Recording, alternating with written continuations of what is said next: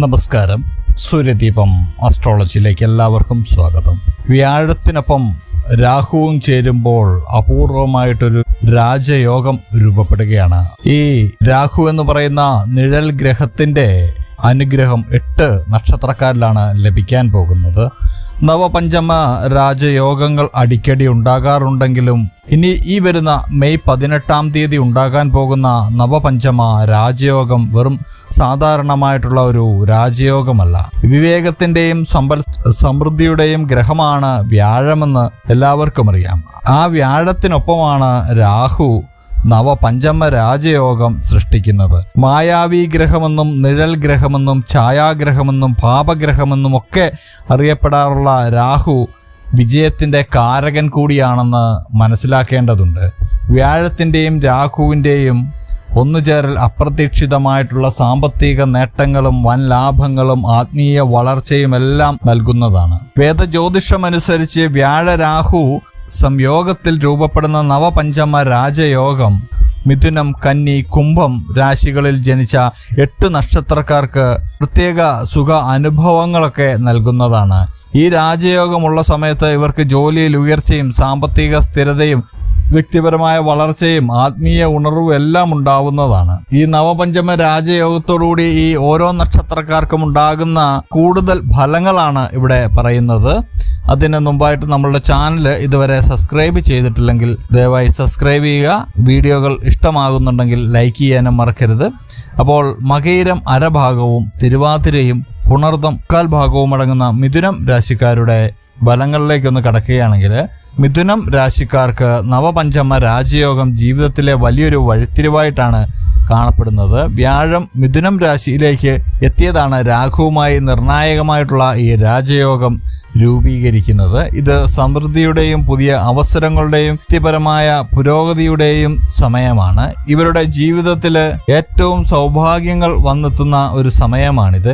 ഈ സമയത്ത് ബുദ്ധിക്ഷമത, ആശയവിനിമയം, തീരുമാനമെടുക്കാനുള്ള ശേഷി എന്നിവയെല്ലാം മെച്ചപ്പെടുന്നതാണ്. വിവേകവും മറ്റുള്ളവരെ ആകർഷിക്കാനുള്ള കഴിവുമെല്ലാം ഈ സമയത്ത് മിഥുനം രാശിക്കാർക്ക് കരുത്തേകുന്നുണ്ട്. മീഡിയയിലും വിദ്യാഭ്യാസ രംഗത്തും മാർക്കറ്റിങ്ങിലും ഒക്കെ ജോലി ചെയ്യുന്നവർക്ക് ഈ സമയം വളരെ മികച്ച ഗുണകരമായിട്ടുള്ളൊരു സമയമാണ്. ആഗ്രഹിച്ച ജോലി നേടുന്നതിനും കാത്തിരുന്ന പ്രമോഷൻ സ്വന്തമാക്കാനുമൊക്കെ ഈ സമയം നല്ലൊരു സമയമാണ്. ലാഭകരമായിട്ടുള്ള ബിസിനസ് തുടങ്ങാനും അനുകൂലമായിട്ടുള്ളൊരു സമയം കൂടിയാണിത്.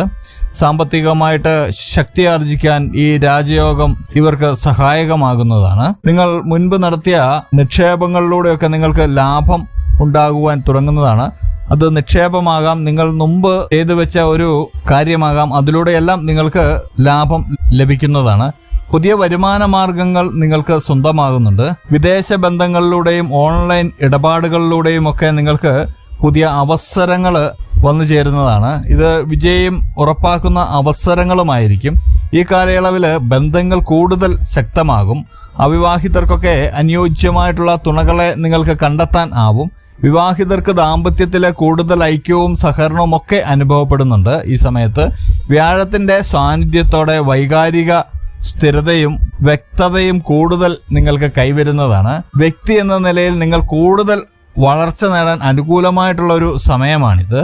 ഇതിന് നിങ്ങൾ ചെയ്യേണ്ടത് നിങ്ങളുടെ കർമ്മങ്ങൾ നിങ്ങൾ ചെയ്ത് മുന്നോട്ട് പോവുക. അവനവന്റെ കർമ്മങ്ങൾ അവനവൻ ചെയ്താൽ മാത്രമേ ഫലങ്ങൾ ഉണ്ടാകുകയുള്ളൂ. അപ്പോൾ താൻ പാതി ദൈവം പാതി എന്ന തത്വത്തിൽ ഉറച്ചു വിശ്വസിച്ച് മുന്നോട്ട് പോവുക. അടുത്തായിട്ട് ഈ ഭാഗ്യം എത്തിയിരിക്കുന്നത് ഉത്രം അവസാന 1/4 ഭാഗവും അത്തവും ചിത്തിര ആദ്യ അരഭാഗവും അടങ്ങുന്ന കന്നിരാശിക്കാർക്കാണ്. കന്നിരാശിക്കാർക്ക് അവരുടെ കഠിനാധ്വാനത്തിന് ഫലം ഒന്നിച്ച് ലഭിക്കുന്ന ഒരു സമയമാണ്. നവപഞ്ചമ രാജയോഗം കന്നിരാശിക്കാരുടെ 10-ാം ഭാവത്തിനെ ഉത്തേജിപ്പിക്കുന്ന യോഗമാണ്. ഇവരുടെ കരിയറും പൊതുസമൂഹത്തിലെ പ്രതിച്ഛായയും എന്നിവയുമായിട്ടൊക്കെ ബന്ധപ്പെട്ട ഒരു ഭാവമാണ് ഈ 10-ാം ഭാവം എന്ന് പറയുന്നത്. നവപഞ്ചമ രാജയോഗത്തിലൂടെ ഇവർക്ക് ദീർഘകാല സ്വപ്നങ്ങൾ യാഥാർത്ഥ്യമാക്കാൻ കഴിയുന്നതാണ്. സർക്കാർ ഉദ്യോഗസ്ഥരും അധ്യാപകരും ഭരണകർത്താക്കൾ എന്നീ തൊഴിൽ മേഖലയിൽ ഉള്ളവർക്ക് നേട്ടങ്ങളുടെ ഒരു സമയമാണിത്. പ്രമോഷനും ശമ്പള വർധനയും പുതിയ തൊഴിൽ അവസരങ്ങളുമൊക്കെ നിങ്ങളെ കാത്തിരിക്കുന്നുണ്ട്. ചെയ്യുന്ന ദൗത്യത്തിലെല്ലാം വളരെ വിജയം നിങ്ങളെ കാത്തിരിക്കുന്നു. സാമ്പത്തിക സ്ഥിതി ഈ സമയം വളരെ മെച്ചപ്പെടുന്നതാണ്. സ്ഥിരതയുള്ള വളർച്ച ഇക്കാലത്ത് നിങ്ങൾക്ക് കാണാനാവുന്നതാണ്. റിയൽ എസ്റ്റേറ്റ്, നിങ്ങൾക്ക് ചെറിയ തോതിലുള്ള സൈഡ് ബിസിനസ് ഒക്കെ ഉണ്ടെങ്കിൽ അതിലൊക്കെ കൂടുതൽ നിക്ഷേപം നടത്താൻ പറ്റിയ അനുകൂലമായിട്ടുള്ള ഒരു സമയമാണ്. ആരോഗ്യസ്ഥിതി വളരെയധികം മെച്ചപ്പെടുന്നതാണ്. മാനസികമായി കൂടുതൽ ശക്തിയും ഊർജ്ജസ്വലതയും ഒക്കെ അനുഭവപ്പെടും. വ്യക്തിബന്ധങ്ങളൊക്കെ ഊഷ്മളമാകും. കുടുംബത്തിലെ ഐക്യം വർദ്ധിക്കുന്നതാണ്. പാരമ്പര്യ സ്വത്ത് അനുഭവിക്കാനൊക്കെ യോഗമുണ്ടാകും. അച്ചടക്കമുള്ള ജീവിതശൈലിയിലൂടെ ബുദ്ധിപരമായ തീരുമാനങ്ങൾ എടുക്കുവാനാകും. അടുത്തതായിട്ട് ഈ ഭാഗ്യം വന്നിരിക്കുന്നത് അവിട്ടം അരഭാഗവും ചതയവും പൂരുരുട്ടാതി മുക്കാൽ ഭാഗവും അടങ്ങുന്ന കുംഭം രാശിക്കാർക്കാണ്. കുംഭം രാശിക്കാർക്ക് നവപഞ്ചമ യോഗത്തിലൂടെ ജീവിതത്തിന് കൂടുതൽ ഉണർവും ജീവസും തോന്നുന്നതാണ്. കുംഭം രാശിക്കാരുടെ സാധാരണ ചിന്താശേഷിയിലുണ്ടാകുന്ന കാര്യങ്ങൾക്കൊക്കെ വളരെ വ്യക്തതയുണ്ടാവുന്നതാണ്. പുതിയ കാര്യങ്ങളൊക്കെ നിങ്ങൾക്ക് കണ്ടുപിടിച്ച് മുന്നോട്ട് പോകാനാകും. ആത്മവിശ്വാസമൊക്കെ നിങ്ങൾക്ക് വർദ്ധിക്കുന്നതാണ്. വ്യാഴത്തിൻ്റെയും രാഹുവിൻ്റെയും സംയോഗം മികച്ച തീരുമാനങ്ങൾ എടുക്കാനും അതിലൂടെ ശക്തമായി മുന്നോട്ട് പോകാനും കുംഭം രാശിക്കാർക്ക് സാധിക്കുന്നതാണ്. സാങ്കേതിക രംഗം, വിദ്യാഭ്യാസം, ഗവേഷണം, വിശകലന ചിന്ത ആവശ്യമുള്ള തൊഴിൽ മേഖലകൾ എന്നിവിടങ്ങളിലൊക്കെ ജോലി ചെയ്യുന്നവർക്ക് ഈ സമയം വളരെ അനുകൂലമായിട്ടുള്ള ഒരു സമയമാണ്. ഇവർ ഒരു പുതിയ സംരംഭം തുടങ്ങുവാനോ നവീന സംരംഭങ്ങളുടെ ഭാഗമാകുവാനോ ഒക്കെ സാധ്യതയുള്ള ഒരു സമയം കൂടിയാണ്. ഉന്നത വിദ്യാഭ്യാസം നടത്തുന്നവർക്ക്, മത്സര പരീക്ഷകളിൽ പങ്കെടുക്കുന്നവർക്കും നേട്ടങ്ങളൊക്കെ ഉണ്ടാകുന്ന സമയമാണ്. വിദ്യാർത്ഥികളെ സംബന്ധിച്ച് വളരെയധികം നേട്ടങ്ങൾ ഉണ്ടാകുന്ന ഒരു സമയമാണ്. കുംഭം രാശിക്കാരുടെ സാമ്പത്തികമായിട്ടുള്ള ആസൂത്രണമൊക്കെ മെച്ചപ്പെടുന്നതാണ്. പുതിയ വരുമാന സ്രോതസ്സുകളൊക്കെ നിങ്ങൾക്ക് തുറന്നു കിട്ടുന്നതാണ്. പുതിയ സംരംഭങ്ങൾ, ഓൺലൈൻ പ്ലാറ്റ്ഫോമുകൾ, സാങ്കേതിക സംരംഭങ്ങൾ എന്നിവയിലുള്ള നിക്ഷേപം ലാഭത്തിലേക്ക് വഴിതിരിക്കുന്നതാണ്.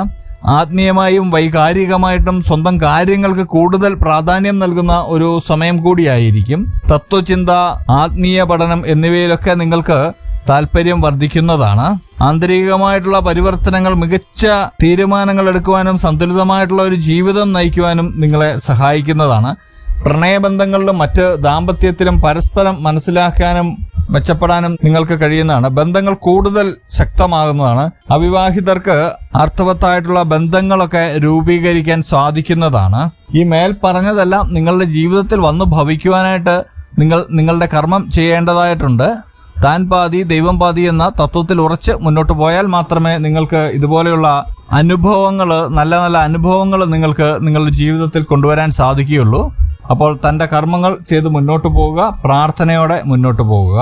കൂടാതെ മറ്റൊരു അറിയിപ്പ്, നമ്മളുടെ പൂജയിലുള്ള പ്രാർത്ഥനയിൽ നിങ്ങൾക്ക് വേണ്ടി പ്രാർത്ഥിക്കണമെന്നുണ്ടെങ്കിൽ നിങ്ങളുടെ പേര്, നക്ഷത്രം, ജന്മവർഷം, തീയതി എന്നിവ നമ്മളുടെ കമന്റ് ബോക്സിൽ രേഖപ്പെടുത്തുക. തീർച്ചയായിട്ടും പ്രാർത്ഥനയിൽ ഉൾപ്പെടുത്തുന്നതായിരിക്കും. അപ്പോൾ ഇതുപോലെയുള്ള അറിവുകൾക്കും വിശേഷങ്ങൾക്കുമായിട്ട് എൻ്റെ ചാനൽ സബ്സ്ക്രൈബ് ചെയ്യുക. ഇനിയും മറ്റൊരു വീഡിയോയുമായിട്ട് നമുക്ക് വീണ്ടും കാണാം. നന്ദി, നമസ്കാരം.